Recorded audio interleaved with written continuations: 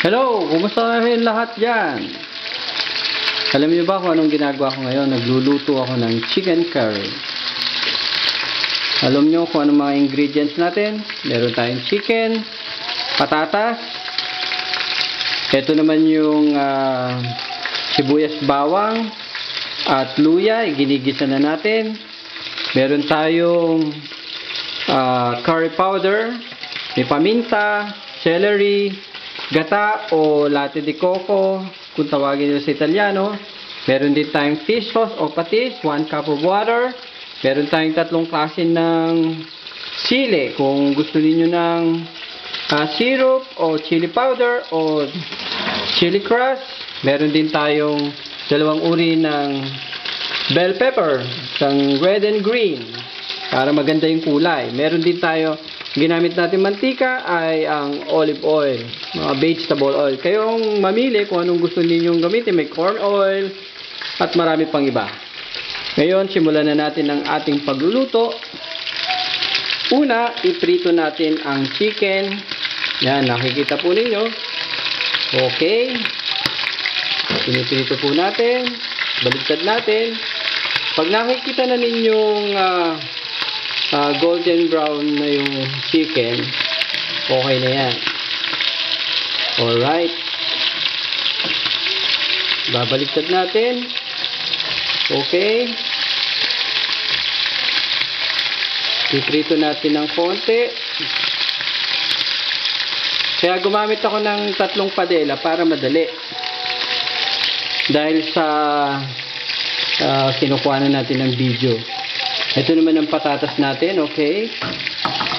Piniprito din natin. Okay. Pwede na yung ating ginisang sibuyas bawang na may kasamang luya o ginger. Okay na yung manok natin. Ready na. Okay. Pwede na natin ilagay yung manok dito. Alright. Yan. Yummy. Okay. Favorite ko to. Chicken curry. Alright. Ready na rin yung ating patatas. Halo na natin. Then, haluin muna natin. Okay. Ready na rin yung patatas at chicken. Habang ginigisa natin, ilagay natin yung patis. Yan. Para i-absorb niya yung lasa. Ngayon, yung iba gumagamit ng asin. Pero kung para sa akin, kung meron na kayong patis, kahit hindi na kayo gumamit ng asin. Dahil maalat na yan. Ngayon, isusunod natin ang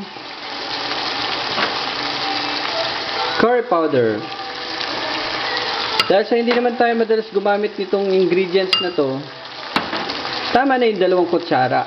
Dahil yan ay malasa at meron siyang aroma na kakaiba. Siguradong magugustuhan ninyo yan. Okay, susunod na rin natin ang coconut milk. Yan. 1 cup of coconut milk, latte di coco. Ngayon po, haluin natin. Okay. Yummy, yummy.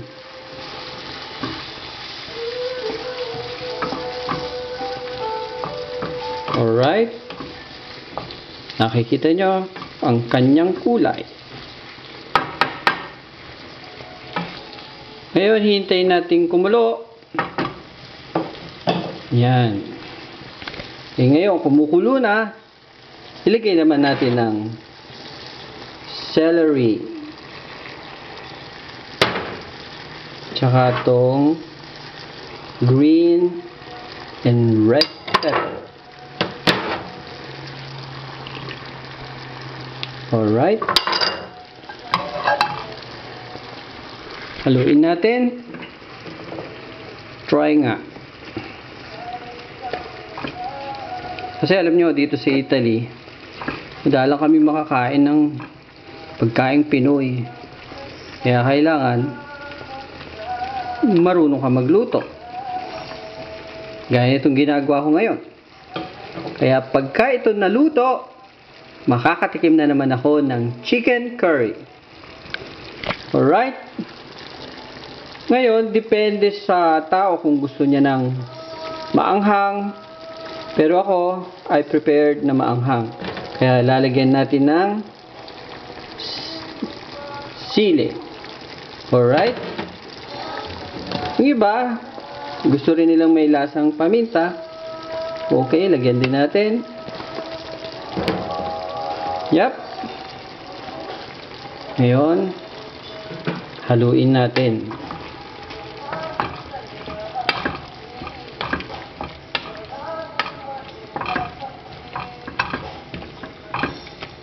Naamoy ko na ang bango. Sarap niyan. Yep. Okay. Yan, nakikita na ninyo. Mas maganda kung ang gulay natin ay half cook para medyo crunchy. Masarap. Okay. Yan po ang ating chicken curry. Ito ay pakukuluan natin ng within 5 to 6 minutes. Then, ready na. Okay. Ngayon, kung para malaman nyo kung tama yung lasa, tikman natin. Okay na po. Okay na yung lasa niya, yung alat. Sa nilagay nating patis, so hindi na kailangan ng asin. Kaya po, tingnan ninyo, yan ang kulay. Yan po ang chicken curry. Ngayon, ilalagay natin sa table. Ito na po siya. Alright! Yes! Naka-ready na yung ating chicken curry. With rice po yan. Buon appetito! Grazie! Ci vediamo alla prossima!